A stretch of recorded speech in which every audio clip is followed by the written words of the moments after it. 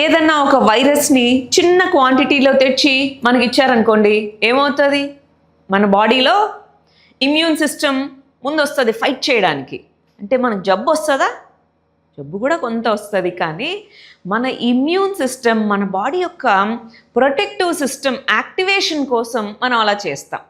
ఆ విధమైనటువంటి biological ప్రిపరేషన్నే vaccine అని పిలుస్తాం అన్నమాట. ఈ వ్యాక్సిన్స్ అనేవి డిఫరెంట్ వ్యాక్సిన్స్ ఉన్నాయి. లైవ్ అటెన్యూయేటెడ్ వ్యాక్సిన్ అని, ఎంఆర్ఎన్ఏ వ్యాక్సిన్స్, డిఎన్ఏ వ్యాక్సిన్స్ ఇలాగనమాట.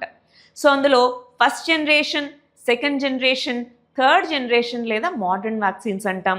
సో వ్యాక్సిన్స్ అంటే ఏంటి, వ్యాక్సిన్స్ ఎలా తయారు చేస్తారు, టైప్స్ ఆఫ్ వ్యాక్సిన్స్ ఏంటి, ఏ డిసీజెస్కి ఏ వ్యాక్సిన్స్ ఉన్నాయి చదువుకుంటాం. మరి మన ఇండియన్ కంటెక్స్ట్కి వచ్చేటప్పటికి ఇమ్యునైజేషన్ ప్రోగ్రామ్స్, అందులో యూనివర్సల్ ఇమ్యునైజేషన్ ప్రోగ్రామ్ యుఐపి అనేది ఉంది. ఆ యుఐపి అంటే ఏంటి, అందులో ఏమేం వ్యాక్సిన్స్ని మనం ఇస్తాము అనేవి చదువుకుంటాం.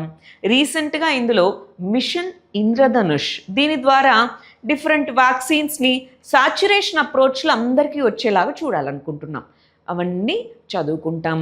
అదేవిధంగా ఈ వ్యాక్సిన్స్ చాప్టర్లో యాంటీబయోటిక్ రెసిస్టెన్స్ అనే టాపిక్ని కూడా మనం చదువుకొని పాలసీస్, ఈ వ్యాక్సిన్స్లో ఒక ప్రాబ్లం వ్యాక్సిన్ హెజిటెన్సీ అని ఉంది, అవన్నీ చదువుకొని కరెంట్ ఇష్యూస్ని యాడ్ చేసుకొని దీన్ని కంప్లీట్ చేసుకోవచ్చు. Thank you.